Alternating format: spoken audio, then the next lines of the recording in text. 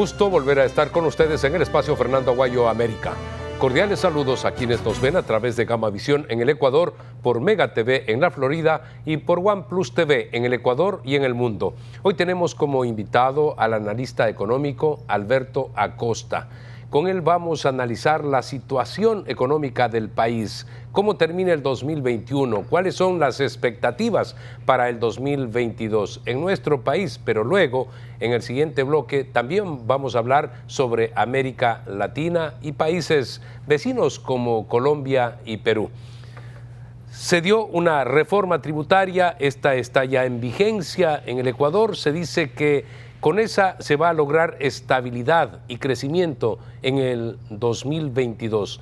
¿Es así desde su perspectiva? Un gusto estar con ustedes. Vemos que el Ecuador está en una etapa de lenta recuperación. La pandemia fue un golpe muy fuerte, una contracción de casi un 8% en la economía. Y la recuperación este año ha sido insuficiente para volver a ser lo que fuimos en 2019. Tenemos un crecimiento para este año estimado en 3,5% y para el próximo año un crecimiento aún menor de 2,5%. Significa que todavía esa recuperación no se consolida, no es sólida y que la economía necesita de políticas que impulsen el crecimiento económico. Más impuestos definitivamente no ayuda a esa recuperación, más impuestos tiene un efecto recesivo, retira recursos que podrían ser utilizados por las empresas para invertir a través de contribuciones especiales e eliminación de deducciones de impuestos. También retira recursos de las familias que podrían ser usados para ahorrar y también para consumir, y todo esto para que el Estado pueda seguir gastando. Entonces, realmente el gran desafío del país es aplicar esas políticas que realmente impulsan la inversión y el crecimiento, y eso no se logra vía más impuestos. El presidente de la República frente a empresarios ha indicado que con los impuestos se logra estabilidad, y esta se verá en el 2022. ¿Esa fórmula funciona? Bueno, los más impuestos permite al Estado seguir gastando, logra estabilidad por el lado político, coincido con el presidente, no logra el objetivo de crecimiento. Tiene un costo a nivel de crecimiento, pero logra que el gobierno tenga mayor campo de acción, definitivamente que sí, porque son más recursos que obtiene del sector privado y que le van a servir para seguir gastando sin preocuparse de ir al problema de fondo, porque el país, el gran desafío del Ecuador, que no empezó con la pandemia, empezó mucho antes, en la bonanza, es un exceso de gasto. No tenemos faltante de ingresos fiscales, tenemos un exceso de gastos. En la bonanza el gasto público subió a niveles desconocidos previamente. Superamos el 44% del PIB como gasto total, de los gastos más altos de las Américas, tal vez solo superado por Venezuela. Entonces, el volver a un nivel sostenible cuando se acaba la bonanza, a partir de 2014-2015, que cae el precio del petróleo, es una tarea muy compleja y el Ecuador todavía no llega a adaptarse, a nivelar su nivel de gasto para que sea sostenible en el tiempo. Eso implica que hay que tomar medidas de fondo, hay que poner el cascabel al gato por el lado del gasto, que el gasto realmente vaya a donde se necesita, se priorice el gasto en el ciudadano, salud, educación, seguridad, y dejar de gastar en todo lo demás que no agrega valor, darle calidad al gasto y darle transparencia al gasto, menos corrupción. Esos son los desafíos, pero claro, enfocarse en una batalla contra el mal gasto implica un costo político importante, mucho más sencillo y políticamente más estable. Es una política de más impuestos para seguir pagando y tratar de mantener contentos a quienes viven del Estado. El círculo virtuoso, pensábamos, era lograr inversión. Para ello había que modernizar la ley laboral para que se vuelva atractivo a esos nuevos inversionistas y, por supuesto, darles posibilidades. Pero, muy por el contrario, ahora hay más impuestos. Por supuesto, la ley laboral va a ser bastante difícil que pueda pasar, igual tendrán que intentarlo, y con esto no se estimula inversión. Entonces, ¿cómo logrará revertir el gobierno hacia lo que debe ser efectivamente ese círculo virtuoso, no uno vicioso que degenere en más despidos? En el Ecuador, 7 de cada 10 no tienen trabajo. Y usted acaba de decir que muchas empresas les tocará de pronto hasta cerrar las puertas. Sí, el desafío definitivamente viene por el lado de recordar que la manera de generar bienestar es a través de ese círculo virtuoso que mencionas de inversión, producción, empleo. Eso genera bienestar. Entonces lo que hay que incentivar es la inversión en el país. Y para lograrlo hay que tomar medidas por el lado jurídico y por el lado económico. Por el lado jurídico necesitamos generar más institucionalidad, una institucionalidad fuerte que permita a las empresas tener la seguridad de que sus derechos van a ser respetados, que este es un lugar para invertir, lo que se conoce como seguridad jurídica. Por el lado económico, tenemos que generar condiciones que nos hagan atractivos. Tenemos que empezar abriendo mercados, somos un mercado pequeño, pensar en que se va a invertir para producir para un mercado minúsculo de 17 millones de habitantes no es realista. Tenemos que pensar en mercados grandes. Firmar un acuerdo con Estados Unidos es fundamental.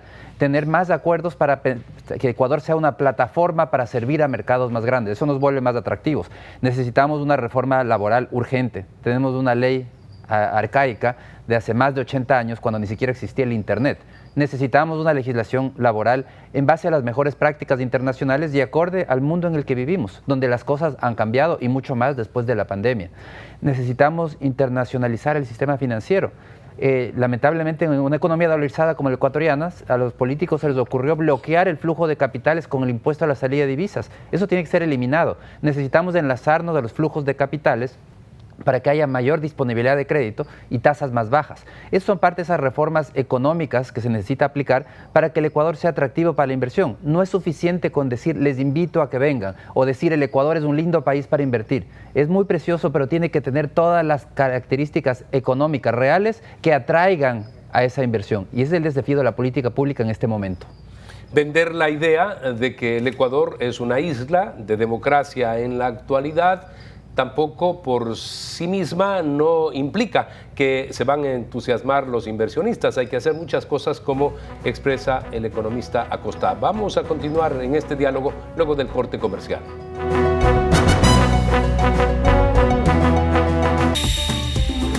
Inicio de espacio publicitario.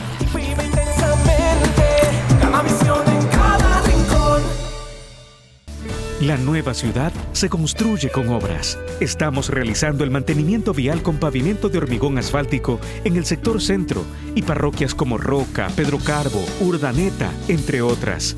19.4 kilómetros de calles intervenidas, beneficiando a 96.600 habitantes y generando 163 empleos.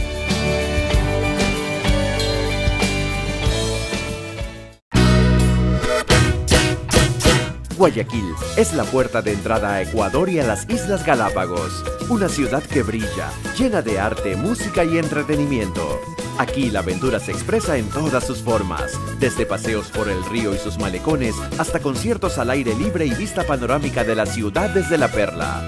Y en la noche la diversión no se detiene, con diversas actividades para todos. Porque en Guayaquil una experiencia vale más que 1000 imágenes.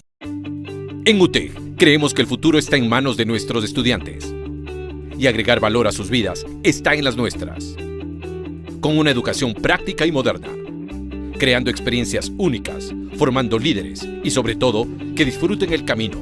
Los invito a la UTEC porque el éxito es el resultado de hacer lo que te apasiona. Despierta tu pasión y descubre tu mejor versión. UTEC, poder lograrlo. Aquí Samborondón llega lejos porque todos pedaleamos. Samborondón viaja en bici va Samborondón. Todos los domingos en Samborondón, desde las 6:30 de la mañana hasta las 12 del día, abrimos el ciclo paseo para que puedas salir con familia o amigos a recorrer nuestro bello cantón, para que hagas deporte, compartas y disfrutes de una gran mañana. Aquí Samborondón llega lejos porque todos pedaleamos. Samborondón viaja en bici va Samborondón. Samborondón en bici, una iniciativa de la Alcaldía de Samborondón. Juan José Yunes, alcalde. Fin de espacio publicitario. Vive intensamente, Gama Visión en cada rincón.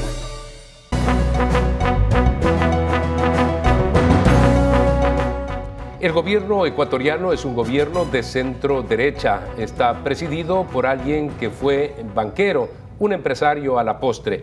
Recordemos que en Argentina asumió el señor Mauricio Macri. Finalmente terminó su periodo, quiso componer las cosas, no lo pudo hacer, algunas políticas erradas y volvió el kirchnerismo. ¿Puede acontecer algo así en el Ecuador? Y por eso estos análisis a fondo, para que desde el inicio se hagan las cosas correctamente. De lo contrario, podemos emular, el pueblo puede emular lo que hizo Argentina, volver al kirchnerismo. Es un riesgo que existe en el Ecuador y que hay que estar muy pendientes. El problema es que en democracia hay un dilema. Los votantes, por un lado, piden ciertas políticas y al mismo tiempo piden ciertos resultados. El problema es que esas políticas que ellos piden no llevan a los resultados que piden. Para dar un ejemplo, los votantes dicen queremos salarios más altos, queremos ganar mejor y piden que el gobierno fije un salario más alto. Pero la realidad es que si se fija un salario sin mirar la productividad del trabajo, termina generando despidos. Entonces no se logra que más gente gane más, solamente los pocos que mantienen el empleo. Ese tipo de discrepancias existen. Y ese es el problema en la política en general. En el Ecuador los votantes piden cierto tipo de políticas que no son consistentes con solucionar los problemas que tenemos y con acelerar el crecimiento vía más inversión. Quien está en el poder tiene que decidir al final del día a qué va a hacer caso, si a las políticas que quieren los votantes o a los resultados que quieren los votantes. Una de las dos cosas va a tener que escoger, no puede cumplir las dos. Y ese es el problema, que muchas veces los políticos terminan aceptando las políticas que piden los votantes, les hacen caso en lo que ellos piden, pero lamentablemente eso no corrige los problemas de fondo, no lleva a generar un entorno amigable para la inversión y amigable para el crecimiento económico. El Ecuador registra uno de los niveles más altos en cuanto al sueldo mínimo vital, solamente comparado con Panamá, Uruguay, Chile también. El resto están más abajo, pero se dice que a pesar de aquello tiene un menor poder de consumo. Los ciudadanos pueden tener ese sueldo, pero compran menos que los ciudadanos de los otros países cuando van, por ejemplo, al supermercado o a los mercados. ¿Por qué ocurre esto? ¿Cómo lograr que más bien el sueldo de los ciudadanos les alcance para poder vivir, más allá de que aparezcan los números como que se suben y son los más altos? Aquí lo que tenemos que estar claros es que los salarios responden a cuánto aporta un trabajador a la producción. El salario, al final del día uno no recibe un salario por trabajar, uno recibe un salario por producir, que no es lo mismo, por lo que nosotros generamos al negocio. Entonces, hay que tomar en cuenta, y eso significa que el salario al final del día depende de la productividad marginal del trabajo. ¿Cuánto rinde el trabajador en esa institución? De eso depende el salario. Y el problema es cuando se fijan salarios vía decreto, quienes salen beneficiados son aquel grupo de personas que puede mantener su empleo y que tiene ahora va a recibir un ingreso mayor, pero hay otro grupo de personas que simplemente por lo que rinde su trabajo no justifica el nuevo salario. En este momento, mantener una persona, el costo para un empresario de mantener un empleo es de $596 después del incremento, $596 al mes. Esto es prorrateado, todos los décimos, beneficios y costo del IES. Ese es el sueldo mínimo vital que recibe en el Ecuador un trabajador. Eso no lo recibe porque hay descuentos, hay una parte de valíes. Para el seguro social. Es lo que le cuesta a un empresario mantener un empleado. Y es lo que tiene que rendir a lo menos un empleado. Si es que un empleado no genera en la producción, en la empresa, al menos $596, ese empleo desaparece. Y entonces el desafío de fijar salarios por decreto es que hay actividades, sobre todo actividades intensivas en mano de obra, que un poco tecnificadas, en donde el trabajo no rinde lo suficiente como para justificar su existencia, como para justificar ese salario. Entonces lo que ha pasado y el resultado de esta fijación a dedo de los salarios es más exclusión de personas del mercado laboral formal. El que crece es del mercado informal. Vemos cómo actualmente 7 de cada 10 ecuatorianos de la población económicamente activa están en ese mundo informal o no tienen un empleo. Es decir, no están ganando el salario mínimo, no están afiliados a la Seguridad Social. 7 de cada 10.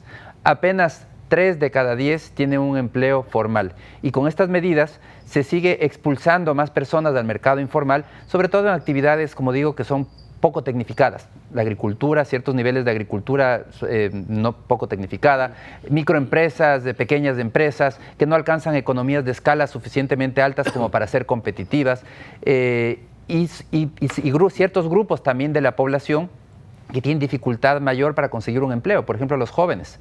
Los jóvenes tienen que competir y recibir un mismo salario que una persona con experiencia, pero ellos no tienen experiencia, es decir, están en una desventaja. Entonces, esta elevación de salario sin tomar en cuenta la productividad genera algunos inconvenientes en este grupo de actividades donde el nuevo salario no se justifica esos empleos y comienza a migrar hacia un empleo informal. Son 400,000 empleados del sector privado los que en definitiva van a recibir ese incremento. El Ecuador se dice sumamente caro para producir. ¿Va a tener dificultades en la competitividad, especialmente para las exportaciones, por estos incrementos? Definitivamente, y ese es el desafío. Ya en este momento el Ecuador tiene los salarios más altos de la región, ajustado los ingresos que se reciben, porque en el Ecuador también se reciben más, no se reciben 12 sueldos, sino que son 14 sueldos, ajustado es alrededor de $595 que se recibe. Comparativamente con Perú, por ejemplo. Perú está bastante más lejos y Chile también es inferior al Ecuador. Sí. Entonces Ecuador supera. Pero creo que la mitad prácticamente del fácilmente, sueldo mínimo y México la tercera parte.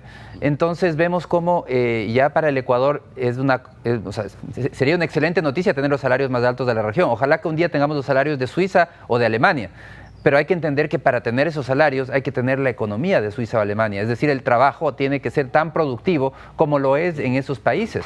Eso significa enfocarnos en impulsar la productividad del trabajo. ¿Y eso cómo se logra? Impulsando la inversión. La inversión permite que se compren más máquinas, más equipos, que se traiga tecnología. Con más máquinas, equipos, más tecnología, el trabajo es más productivo. Se puede producir más con los mismos recursos. El desafío es encontrar estos mecanismos para poder impulsar la inversión. Y segundo, tenemos que trabajar en mejorar la capacitación de los trabajadores. Con más capacitación, también más educación, carreras técnicas, etcétera, también podemos lograr mejor rendimiento del trabajador. No es que estamos en desacuerdo con que los trabajadores tengan un mejor sueldo, de ninguna manera. Es indudable que queremos la prosperidad, un desempeño mejor en el presupuesto familiar, pero hay que relacionar con lo que es la producción de nuestro país, la condición económica de nuestro país. Y es ahí cuando vemos ese desbalance entre los sueldos en el Ecuador, otras naciones que tienen mayores niveles de crecimiento y que por supuesto están apuntando al desarrollo. Nosotros no somos muy productivos. Vamos a hacer una pausa comercial, retornamos inmediatamente. Le quiero preguntar al economista Alberto Acosta, ¿cuál es la proyección para América Latina en el 2022?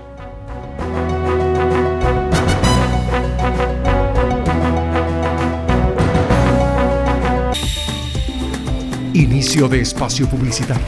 Vive intensamente, Gama Visión en cada rincón. Nuevas obras para ti. Estamos llevando a cabo el mantenimiento vial con pavimento de hormigón asfáltico en las parroquias Febres Cordero, Letamendi, Sucre, García Moreno, Ayacucho, Jimena. 20.7 kilómetros intervenidos con obras, beneficiando a 345.300 ciudadanos y generando 183 empleos.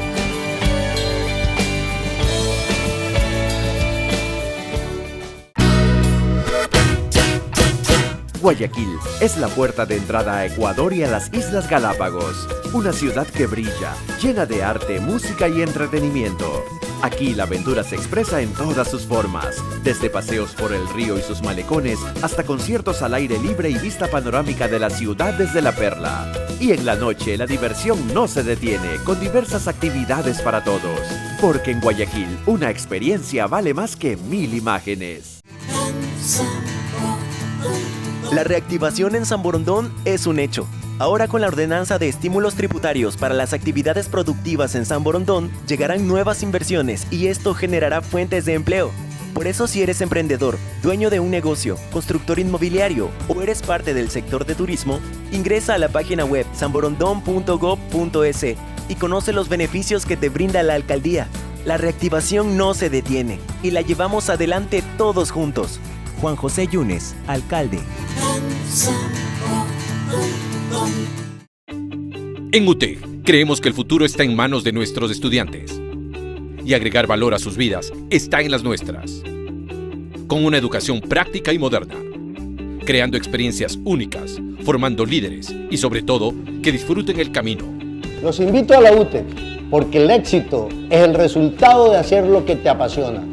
Despierta tu pasión y descubre tu mejor versión. UTEC, poder lograrlo. Nuevas obras para todos los sectores de Guayaquil. Mantenimiento vial con pavimento de hormigón asfáltico de 2.5 y 5 centímetros en las parroquias Tarqui y Pascuales. 54.67 kilómetros intervenidos, beneficiando a 445.441 ciudadanos y generando 115 empleos.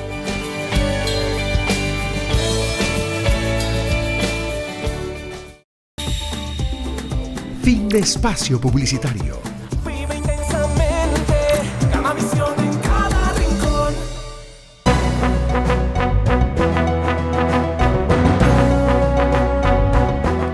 Es sumamente importante saber qué va a pasar el próximo año en América Latina, en la región. Somos países que estamos muy relacionados. En algunos casos hay subbloques dentro de América del Sur, de América Latina, Mercosur, la Comunidad Andina de Naciones, por supuesto esta Alianza del Pacífico y a la que queremos acceder los ecuatorianos. Pero ¿qué va a pasar el 2022? ¿Cuál es la proyección? Hay algunos países que se han planteado objetivos sumamente altos como Perú, crecimientos del orden del 7-8%.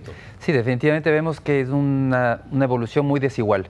Va a haber países con crecimientos fuertes, Perú es un ejemplo, y otros con crecimientos relativamente lentos, como el caso del Ecuador, que está más bien en el rango más bajo de crecimiento, un crecimiento de 2,5% para el próximo año. El desafío de la región es esta recuperación en un entorno de alta dependencia a los precios de las materias primas. La ventaja es que en este momento muchas materias primas están comenzando a recuperarse en su precio, pero también han aparecido algunos desafíos, como es la crisis a nivel logístico, la crisis de los contenedores y que del elevado transporte el flete naviero. se ha multiplicado por 10. Exactamente, se ha elevado los fletes, eso implica más costos también para las exportaciones, porque las exportaciones requieren también de insumos importados. Hay ciertas materias primas que han subido su precio de manera significativa.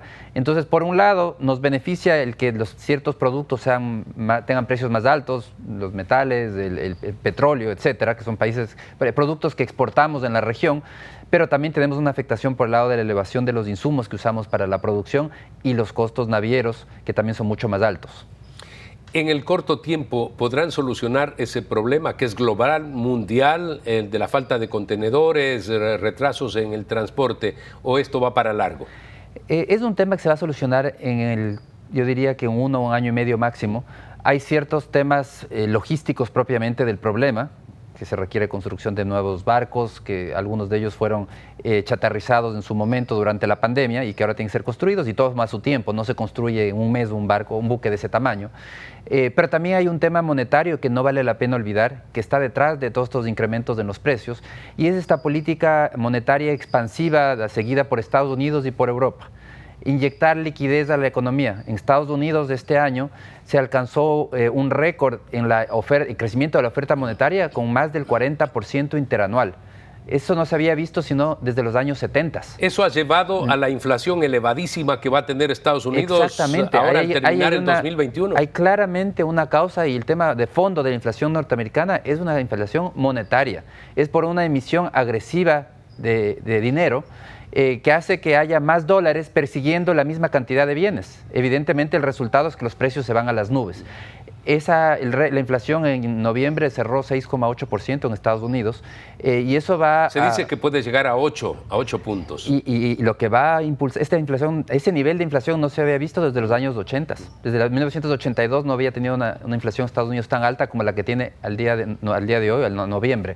Y eso implica que necesariamente se van a adelantar las medidas para poder restringir este brote inflacionario a través de desfasar estos programas de emisión de oferta, incremento de la oferta monetaria y por otro lado elevación de tasas de interés. Esto es importante. ¿Y por qué es relevante discutirlo? Porque para la región esto tiene un impacto gigantesco. Ya lo vivimos después de los años 70, de una fuerte inflación norteamericana. Esa inflación fue controlada con una elevación fuerte de tasas de interés y el resultado en ese entonces nos encontró poco preparados a la región, que habíamos pensado que la era del dinero barato iba a ser indefinida, y nos encontró poco preparados, y cuando se elevaron las tasas de interés norteamericanas se elevó el costo de la deuda en los países de la región y se produjo la crisis de la deuda de 1982. No digo que se va a repetir ese escenario y esperemos que no se repita ese escenario, pero tenemos que estar preparados para el fin de la era del dinero barato. Vamos a presenciar un incremento de las tasas de interés a nivel internacional y eso implica un costo mayor para el financiamiento de nuestros países. Implica también, tiene un efecto de atraer capitales hacia Estados Unidos, llevar capitales hacia Estados Unidos y hacer que sea mucho más complejo conseguir recursos en la región. El Ecuador, al ser dolarizado como lo es también El Salvador de manera oficial, ¿va a recibir ese impacto de la alta inflación en los Estados Unidos? Nosotros al final usamos esos dólares. ¿O no tiene por qué impactar también en el país? Hay ciertos componentes que influyen, porque hay ciertos componentes de la inflación que los importamos. Por ejemplo, cuando compramos insumos. Veamos lo que ha pasado. Si vemos la inflación, el Ecuador se ha elevado estos últimos meses y el grueso de la elevación, por un lado, vino por el lado del precio del petróleo, de los combustibles, porque el gobierno elevó los precios de los combustibles en la última decisión que tomó sobre la fijación de precios. Eso impactó en la inflación del transporte específicamente. No tiene un efecto general, pero sí tiene un efecto específico. Y también tenemos otros productos que han venido subiendo, por ejemplo, el aceite. El aceite crudo de palma ha subido muy fuertemente en su precio internacional. El trigo.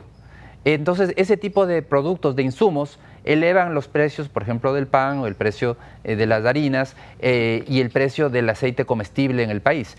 Ese tipo de importación de inflación es algo que vamos a seguir viendo y que es real. Una inflación ya de tipo monetario en el país no tiene por qué existir. Eso no se contagia de un país a otro. Más bien es aquellos insumos que tenemos que se elevan su precio y que son de origen importado.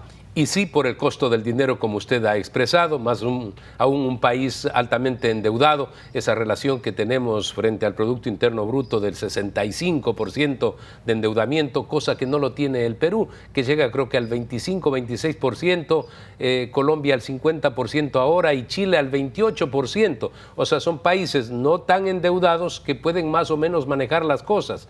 Tan mal estará el nuestro que todos los años tenemos que pagar, por supuesto, los créditos y pagar altos intereses. Entonces, por eso sí el Ecuador se va a ver impactado.